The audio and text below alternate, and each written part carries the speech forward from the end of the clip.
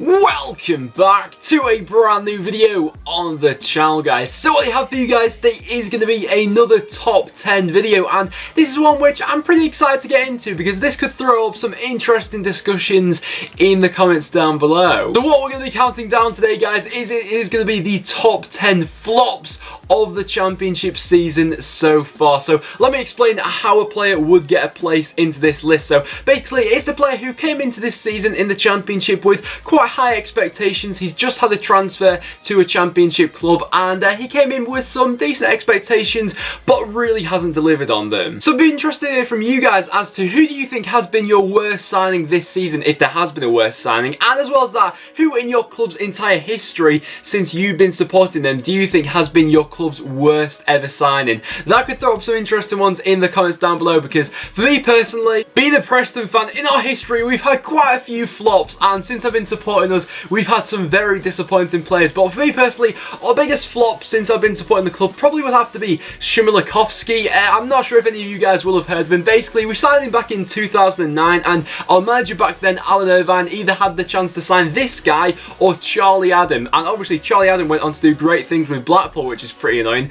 We went signing for him. He signed for about £500,000, played a handful of games, and was absolutely abysmal for every time I saw him. So I'd say he was probably the biggest flop we've had. And also let me know in the comments down below, who do you think has been a big flop coming into the championship this season in general, and let me know if you agree with my list. So coming in at number 10 on the list, it is actually going to be Aiden McGee of Sunderland. Now, for any Sunderland fans, jump at this straight away.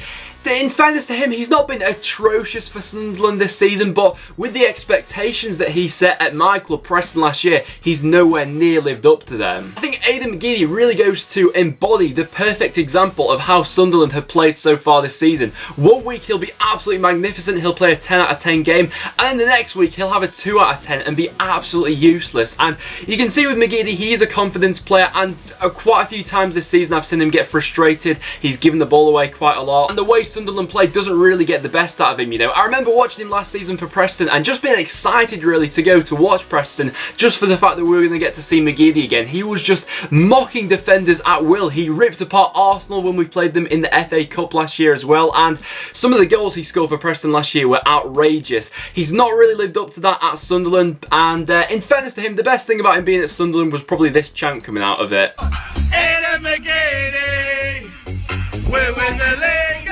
we're going straight for love. He's gone. Aiden McGee, na na na na na na na na na. Aiden McGee.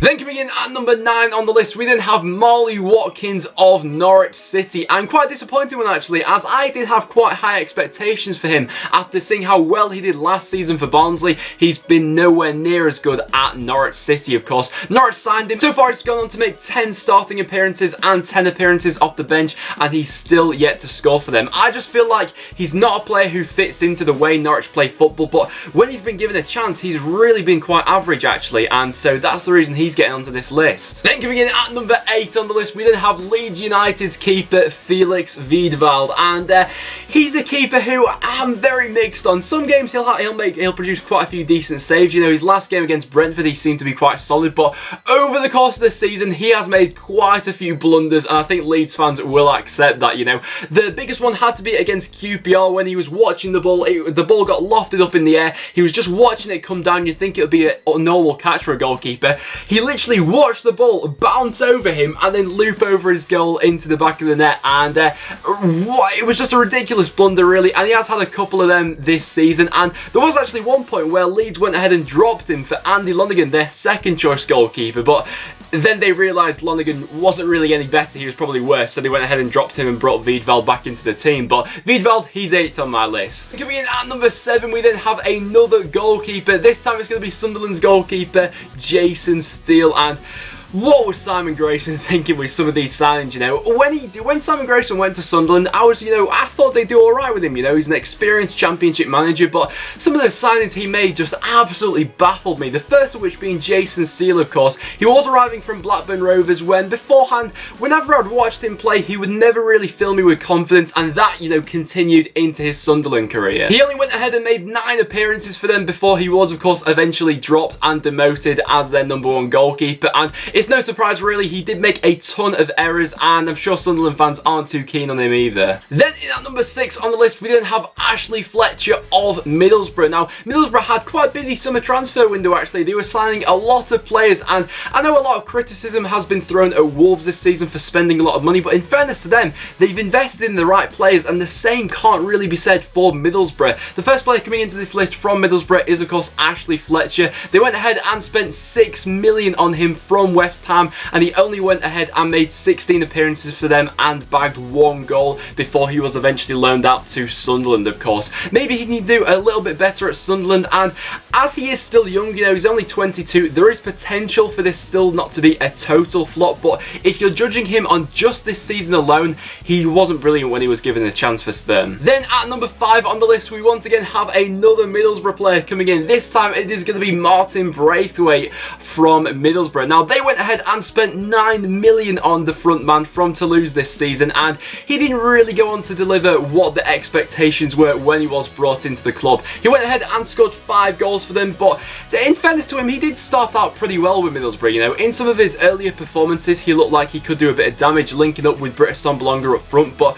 the longer Gary Monk's reign went on, the more the performances started to deteriorate, and that can be seen with Martin Braithwaite as well. He's now, of course, been loaned out to Bordeaux, and to spend £9 million on a player to only get half a season out of them and 5 goals, that's just not a good investment. Then at number 4 on the list, we have Reading's Sone Aluko, and Aluko, he's not had a good season, you know, considering that Reading went ahead and spent £7.5 million on Aluko from Fulham.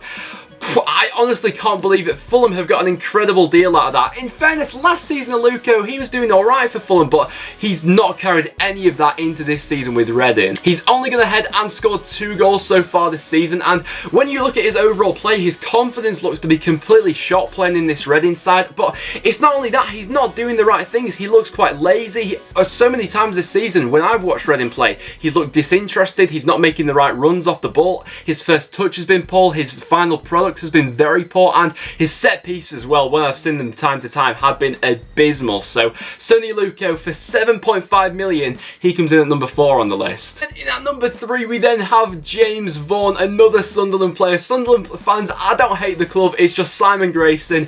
He made quite a few poor signings, and the worst of which had to be James Vaughan. He's of course now been loaned out to Wigan Athletic, and it's no surprise really. Looking over some of his performances when he was at the club, he just didn't look like he was cut out to play in the Championship. Maybe you could blame that on the system, but he didn't bring anything to that Sunderland side. You know, when you've got a team fighting it out at the bottom of the Championship, you need players to be stepping up for the big occasions, and James Vaughan just didn't seem to be one of those players. In his time at Sunderland, he only went ahead and scored 2 goals, a really poor delivery from a striker like him, and realistically it was 500k that Sunderland went ahead and wasted on him. Then into our top 2 of our list, guys, and the first player coming into our top 2 is going to be Cheick Ndoye of Birmingham City. Now, Birmingham have made some atrocious signings over the last few years, and Ndoye has to be up there with some of the worst of them.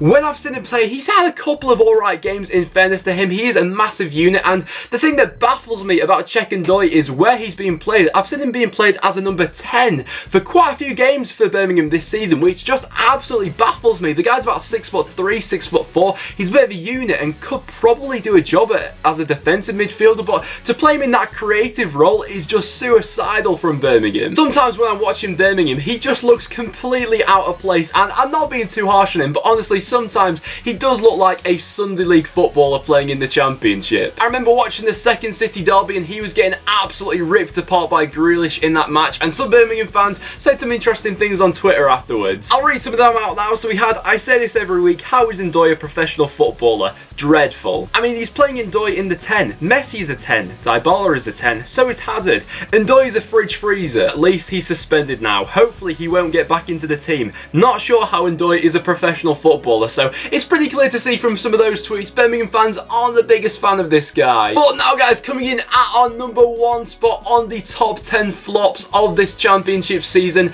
we are going to have another Birmingham player, and it this time is going to be Jota. And Jota, for me, is probably, he is the biggest flop of the season because he had such high expectations seasons when he did sign for Birmingham. Last season when he was playing for Brentford, he was averaging a goal once every other game, he was astounding last season. His technical ability on and off the ball was something to behold, really. Then Birmingham, of course, went ahead and signed him for £6 million.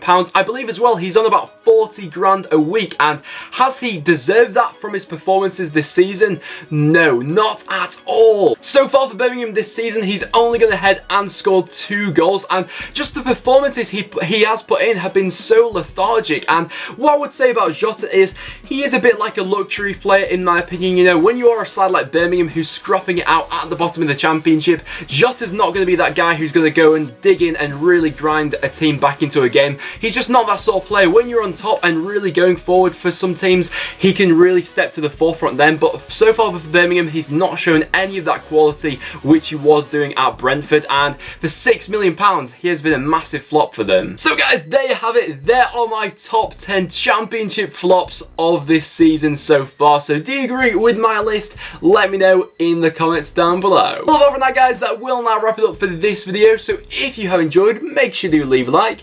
It is always massively appreciated. As well as that, make sure you check out all of the links in the description down below. But other than that, guys, thank you so much for watching, and I'll see you all in the next one.